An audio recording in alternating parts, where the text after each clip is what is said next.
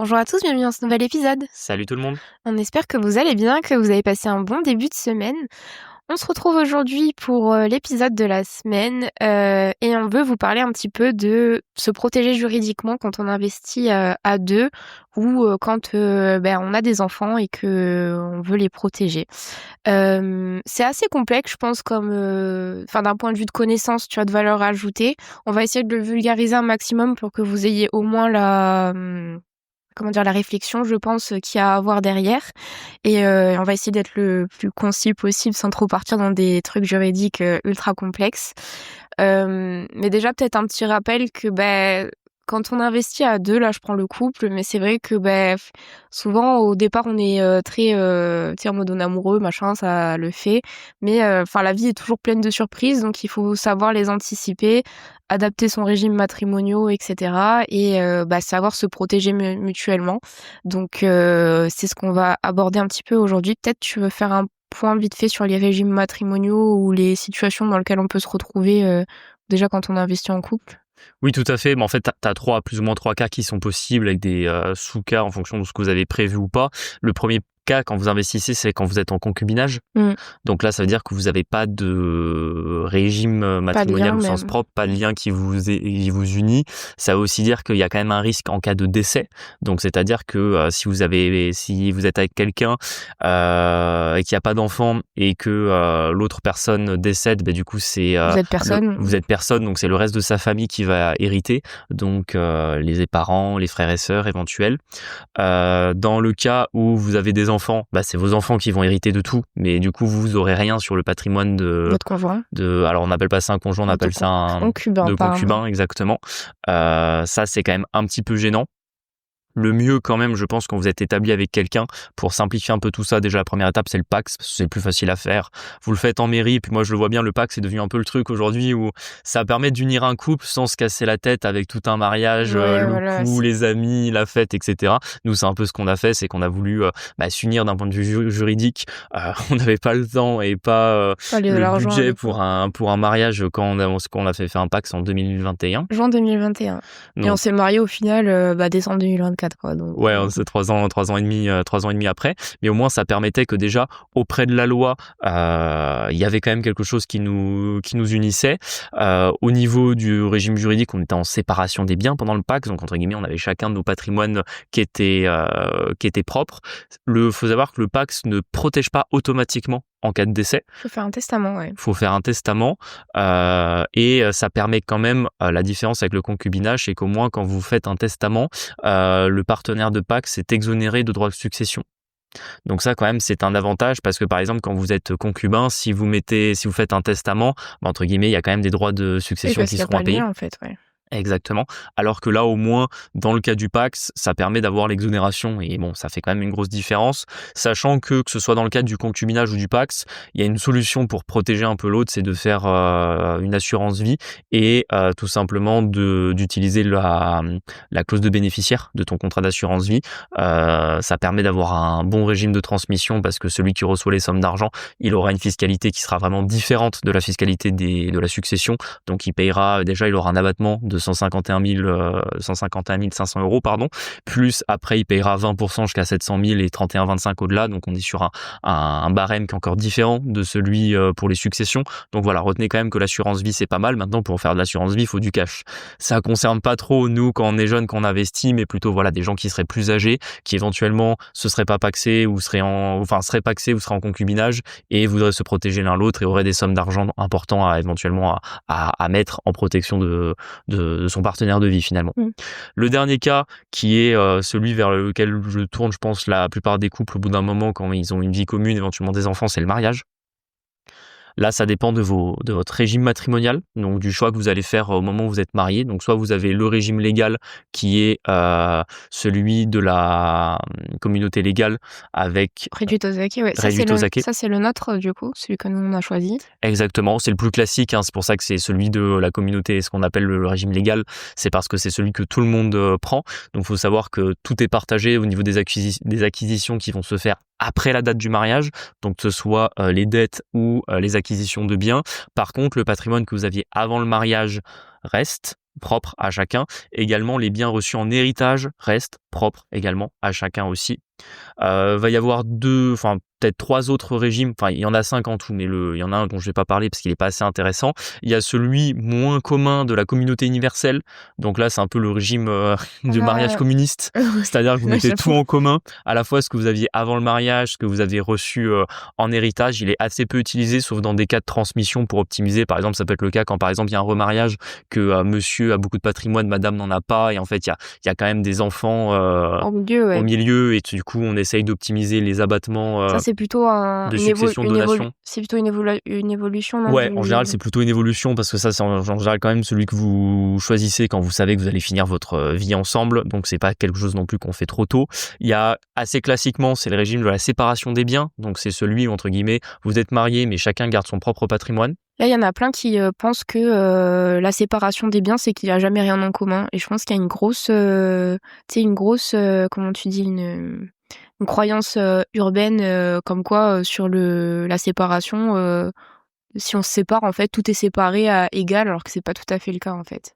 Alors, dans ce que tu dis, oui, ça, je comprends ce que tu dis, mais c'est mal formulé. C'est-à-dire qu'en fait, la séparation des biens, c'est qu'en soi, vous n'avez pas de masse des biens communs aux 2 personnes dans le ménage. C'est-à-dire que chacun peut continuer à faire évoluer son patrimoine propre de son côté sans aucun souci là-dessus et sans que ça interfère dans le patrimoine de l'autre. En revanche, quand vous êtes en séparation de biens, vous avez quand même des biens en commun. Si vous achetez une maison tous les deux, en fait, vos parts de détention dans la maison dépendent de ce qui a été signé chez le notaire. Pareil, si vous faites une SCI à 50-50, soit que vous soyez en communauté ou en séparation de biens, ça change rien là-dessus. Par contre, ce qui est vrai, c'est que si par exemple l'un fait de l'immobilier et que l'autre n'en fait pas, en séparation des biens, celui qui fait de l'immobilier n'enrichit que son patrimoine propre personnel et n'enrichit pas le patrimoine de son conjoint. Ça, c'est vrai par contre. Un truc que j'avais vu aussi, ça c'était un client à moi qui avait fait ça. Au début, c'était marié sous la communauté légale et après, ils avaient évolué le régime matrimonial en participation aux ZAC. Et je trouvais ça pas si bête parce que lui a créé une entreprise à lui, en fait. C'était sa vie professionnelle et c'était pour du coup protéger sa conjointe et ses enfants, faire la transmission. C'était pas mal. Tu peux peut-être un peu réexpliquer? Oui, alors ça c'est le 4e régime du coup dont on va parler, c'est celui de la participation aux acquis. C'est un peu le moins connu et c'est plutôt pas mal. C'est un régime où on dit souvent que vous êtes en séparation de biens pendant le mariage et vous êtes en communauté légale en cas de divorce. Donc ça veut dire simplement que pendant le mariage, vous êtes en séparation de biens, donc chacun a son patrimoine propre, il n'y a pas de patrimoine commun. Mais par contre, en cas de séparation, celui dont le patrimoine s'est le plus enrichi doit à l'autre la différence, grosso modo. Donc ça permet d'être un régime qui équilibre. Ouais, j'allais dire c'est équitable pour la dame qui est restée à la maison pour élever les enfants. Plus que la séparation des biens. Je trouve aussi, ouais. Et c'est souvent utilisé, que ce soit la participation aux acquis ou la séparation des biens, c'est souvent utilisé dans les cas où il y a un chef d'entreprise dans la famille et que l'autre ne l'est pas forcément. Par exemple, nous, dans notre cas, on aurait pu faire la séparation des biens et beaucoup de gens nous ont pas demandé pourquoi est-ce qu'on n'avait pas fait de séparation des biens. On a un peu choqué tout le monde en mode tout le monde était là, vous n'avez pas fait de contrat de mariage. En soi, nous, faut savoir qu'on fait tout, toute notre création patrimoniale est commune. Donc en fait, si on a été en séparation des biens, matériellement, ça ne changerait rien par rapport à la situation d'aujourd'hui. Donc c'est pour ça qu'on a fait ce choix-là. Donc encore une fois, tout dépend des situations. Effectivement, si par exemple toi t'avais été, je sais pas moi, salarié, tu voulais pas investir et moi j'avais peut-être été pharmacien, tu vois, un truc comme ça, là on aurait peut-être fait une séparation des biens parce que justement il y avait plus nos patrimoines auraient été différents et entre guillemets l'un aurait peut-être une activité à risque quand l'autre pas. Alors que aujourd'hui on est en communauté légale parce que en soi, toutes nos activités sont communes et même c'est le notaire qui m'a dit oui, mais bon, si un jour il y en a peut-être un des deux qui voudra créer une activité à risque sans mettre l'autre dans la sauce. Oui, ouais. Non. Bon, pourquoi pas, mais non. Donc voilà. Bref, c'est pour ça qu'on avait fait nous en tout cas, c'est pour ça qu'on a fait ce choix-là. Ok. Tu penses que ça s'anticipe du coup de protéger son conjoint, sa conjointe, juridiquement en tout cas, quand on prévoit d'investir? Est-ce que pour toi c'est important de quand même réfléchir un peu à ça avant? Alors oui, c'est important de réfléchir à ça ou même à la protection de ses enfants typiquement, mais moi je le mettrais pas tant. Je trouve que les conseils ils insistent trop sur les régimes matrimoniaux. Moi je trouve que les régimes matrimoniaux c'est avant tout quand même une protection du mariage en lui-même, c'est-à-dire le divorce principalement. Ouais, tu veux dire, c'est souvent tourné autour du divorce et pas toujours autour de la succession, tu vois, de ce genre de choses. Même si ça a quand même son importance parce que par exemple, parlons un peu du décès. Qu'est-ce qui se passe en cas de décès d'un des conjoints? Déjà, il y a plusieurs cas possibles en fonction de ce que vous êtes marié, pas marié, est-ce que vous avez des enfants, pas d'enfants. Ce qu'il faut savoir déjà, c'est que si vous êtes marié et que vous n'avez pas d'enfants, c'est votre conjoint qui est votre héritier. Donc c'est lui qui reçoit la totalité de votre patrimoine, même en absence de testament. Ça, faut le savoir. Maintenant, si vous avez des enfants, là, ça va être un petit peu différent. Quand vous avez des enfants, vous avez le choix entre prendre un quart en pleine propriété ou trois quarts en usufruit. Donc ça, c'est un peu ce que vous avez comme choix à faire au moment du décès. Vous pouvez également faire ce qu'on appelle une donation dernier vivant. Ouais.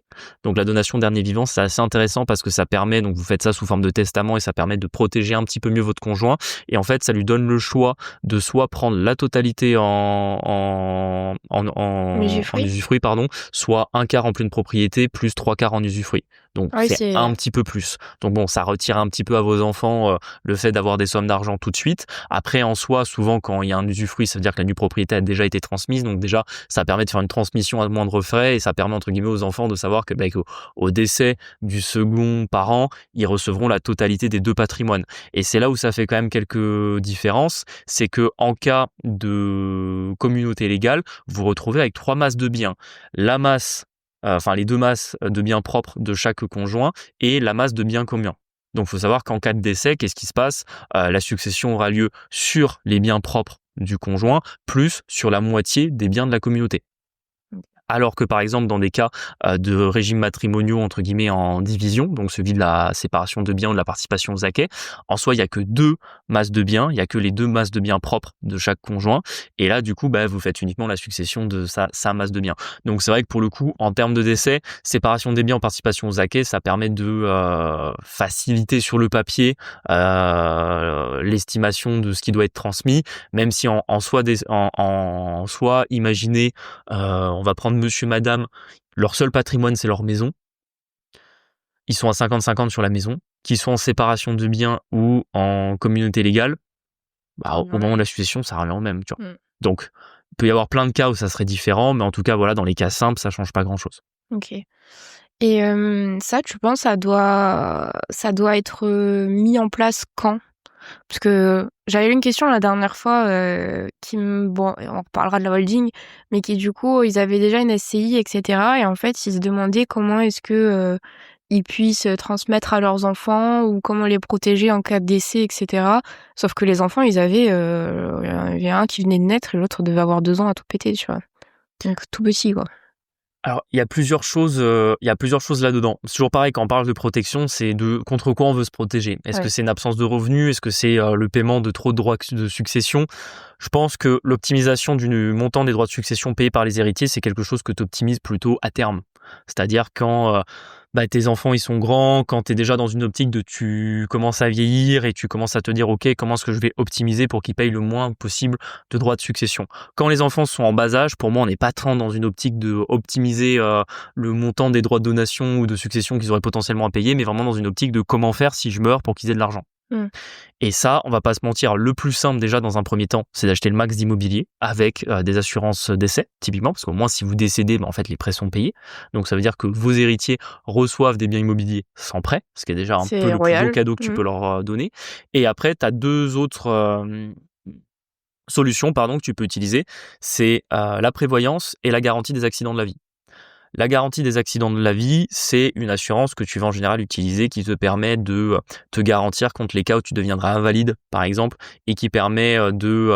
Ça, c'est ta responsabilité perso que tu prends Ouais, c'est une assurance particulière que tu vas prendre et qui te garantit si éventuellement tu as un accident. Après, il y a différents cas. Il y a des garanties accidents de la vie qui peuvent vous couvrir si par exemple, vous cassez la jambe en descendant d'une échelle, tu vois, ou des garanties accidents de la vie qui peuvent vous couvrir dans les cas où vous avez un accident de voiture, vous êtes invalide et éventuellement ça peut venir en complément déjà de l'indemnisation que vous allez avoir de par votre assurance voiture, par exemple.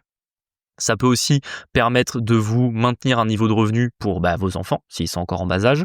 Et ça peut aussi couvrir, dans le cas d'un décès, c'est souvent l'assurance qui va payer les droits d'obsèques. parce que ça peut être encore à quelques milliers d'euros de Oui, payer les ça obsèques. coûte, ouais. Et du coup, c'est quelque chose qui peut le couvrir. Vous avez après le contrat prévoyance qui est encore différent. Là, vous garantissez une somme d'argent en cas soit d'invalidité ou de décès.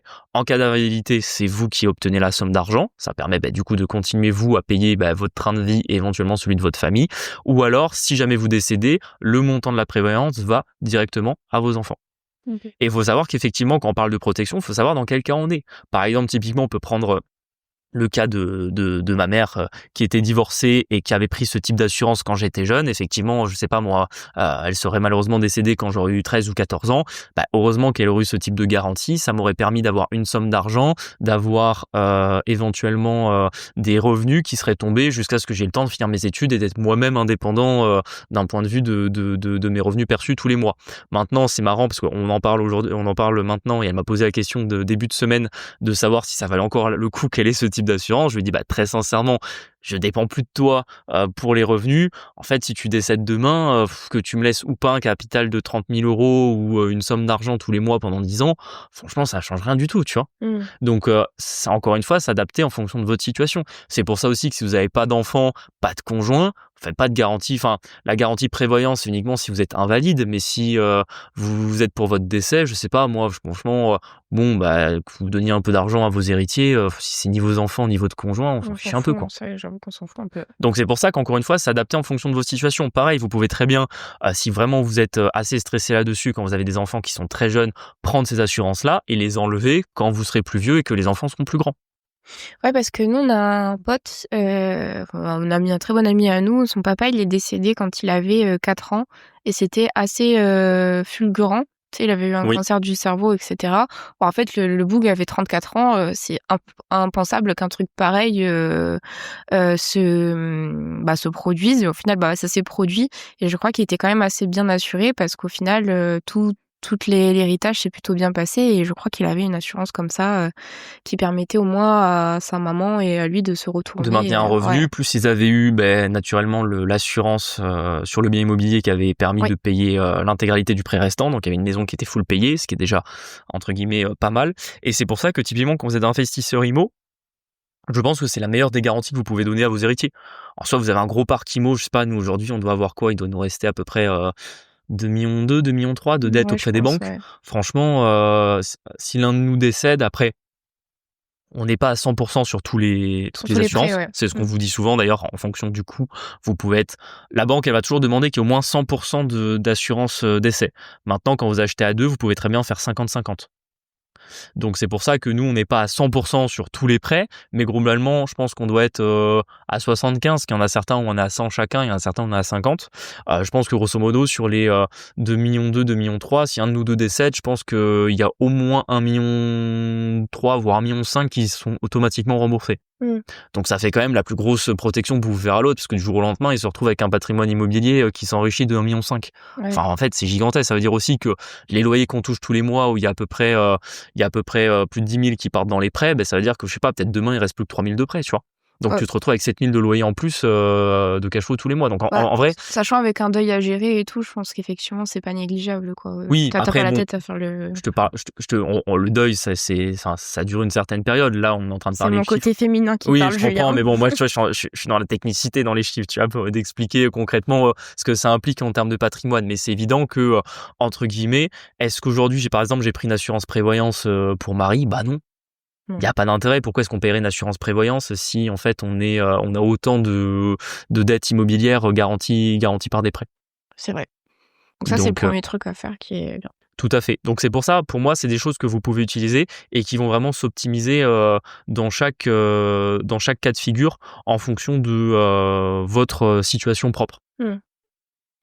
Et du coup, quand on part dans le délire SCI, LIS, holding, etc., est-ce que il faut prévoir les démembrements assez tôt? Est-ce que, tu vois, je suppose s'il y a enfant, est-ce qu'on met les enfants dans les SCI ou dans la holding? Qu'est-ce qu'on fait? Là, c'est un Parce petit que nous, ça va être notre cas du coup au final, et je pense qu'il y a plein d'auditeurs aussi où ça va être le cas, donc Oui, encore une fois, pour moi, on revient sur ce que je disais un petit peu tout à l'heure, c'est-à-dire que quand les enfants ont un certain âge, que vous commencez à vieillir, ça a du sens de commencer à optimiser la transmission. Pour moi, c'est pas nécessaire de le faire forcément tout de suite. C'est bien si vous pouvez le faire tôt, parce qu'entre guillemets, au moins ça coûte rien, parce que c'est sûr que quand vous démembrez une société qui vaut zéro, parce que je sais pas, là, il y a un bien immobilier, mais il y a une dette du même montant en face, la société vaut zéro, donc entre guillemets, ça coûte rien à démembrer.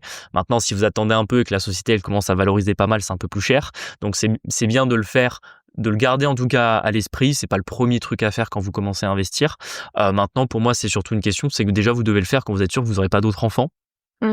Parce que le problème, c'est qu'entre guillemets, si vous commencez à faire un démembrement, vous faites une donation partage et qu'il y a d'autres enfants qui se rajoutent par la suite, ça peut faire des problèmes un peu sur la succession par la suite, parce qu'il y a des enfants qui peuvent être Lésés, pas d'autres, se sentir lésés par rapport à d'autres du fait d'être nés un peu plus tard. Donc voilà, pour moi déjà, il faut être sûr que vous ne ferez pas d'autres enfants. Ça, pour moi, c'est la première étape.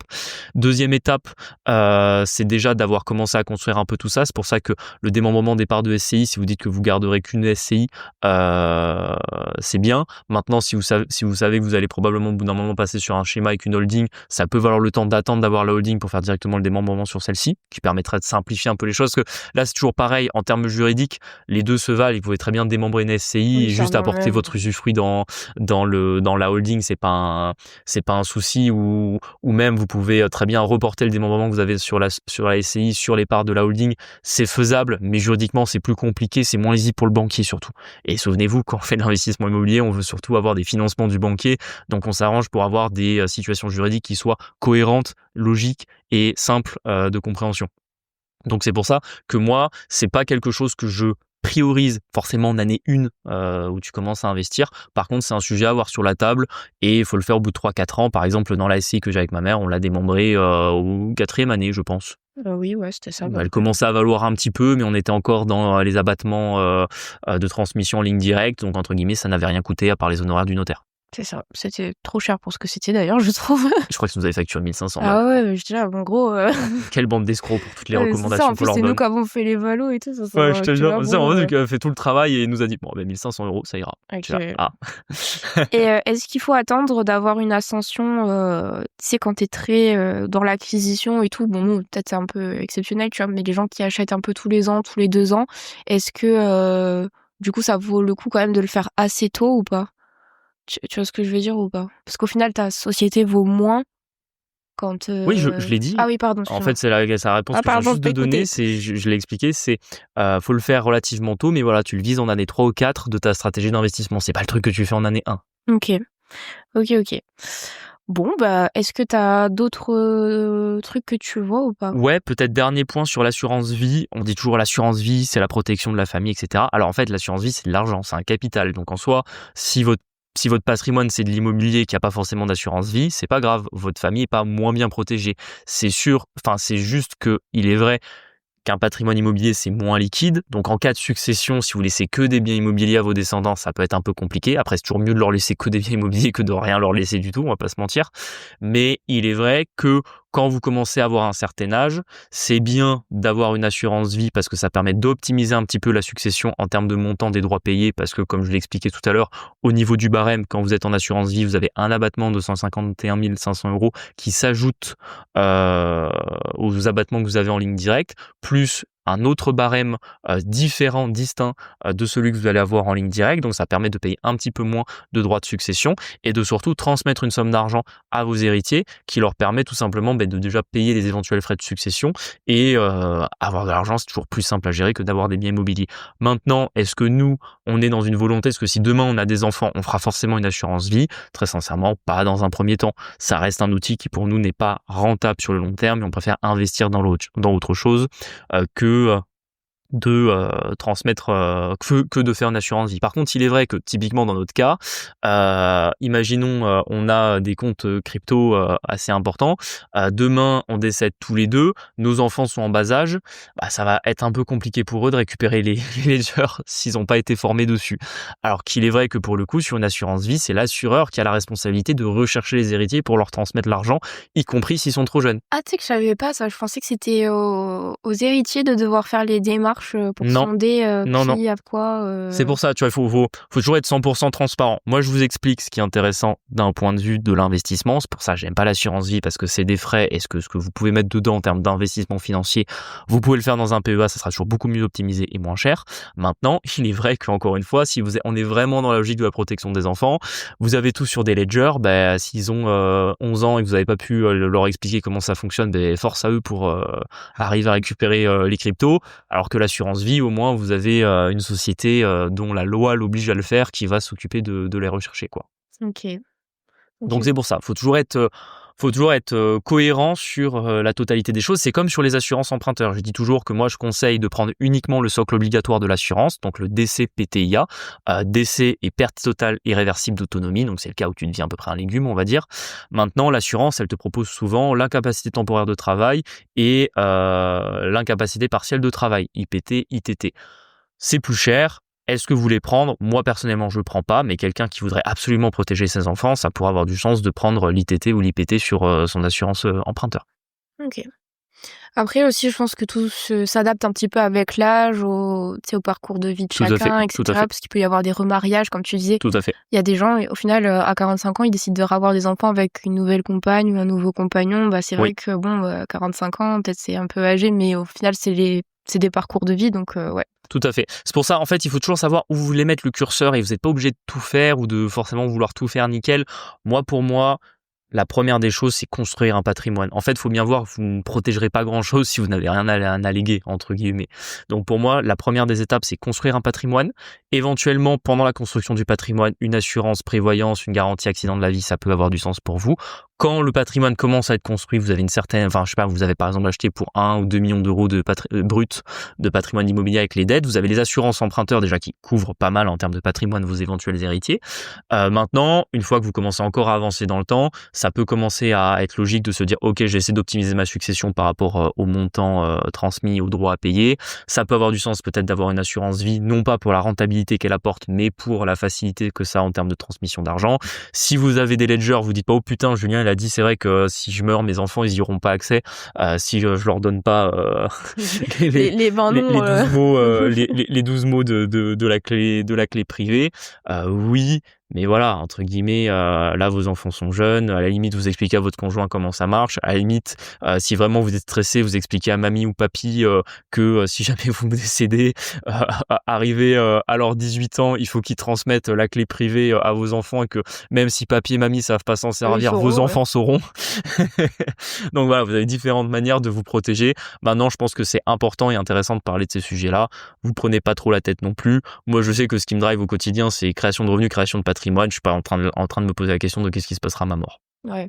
Après, oui, mais par exemple, c'était juste avant que tu quittes ton job, t'avais eu ça m'a fait un peu de la peine pour eux, mais t'avais eu 2 jeunes clients tu te rappelles, t'avais un client qui était décédé, mais très subitement. Ouais. Il avait une holding qui avait je sais pas combien de millions. Ouais, la holding, elle devait faire 15 millions, 20 millions, un truc comme ça. Ouais. Et c'est vrai que les 2 enfants, putain, ils avaient genre... Il y en a un qui était au lycée encore. Ils avaient 17 et 19 et se retrouvaient à gérer une holding de 20 millions. Et leur plus gros problème, c'était les impôts qui arrêtaient pas de leur faire chier pour le paiement des droits de succession. Et du coup, ils étaient accompagnés par des avocats fiscalistes. Entre guillemets, c'est un peu ce que je t'avais raconté, c'était ce que je t'avais dit sur le moment, c'était qu'ils traversent un mauvais moment de leur vie parce qu'ils viennent de perdre leur papa et qu'en plus ils sont dans des papiers administratifs qu'à leur âge, personne n'a à gérer normalement. Ils n'ont pas à gérer. Par contre, entre guillemets, dans 3-4 ans, quand c'est réglé, ils partent dans la vie avec 10 millions chacun, quoi. Ouais, merliche. Mais bon, comme quoi, ce genre de choses, ça peut arriver. Bon, on espère que cet épisode vous a plu. Ça faisait longtemps qu'on n'avait pas fait un truc un peu technique, bien juridique. Là, on espère qu'on vous a pas perdu quand même. J'ai dopé mon cerveau à la créatine ce matin. Ouais. Ça a été plutôt efficace. On espère que cet épisode vous a plu. N'hésitez pas à nous mettre 5 étoiles sur les plateformes, à nous suivre sur Instagram et quitte le bon meurtrier. Mais là, on vous partage un peu notre quotidien d'investisseur. Et on se retrouve lundi pour un prochain épisode. À bientôt. Lundi. Ciao.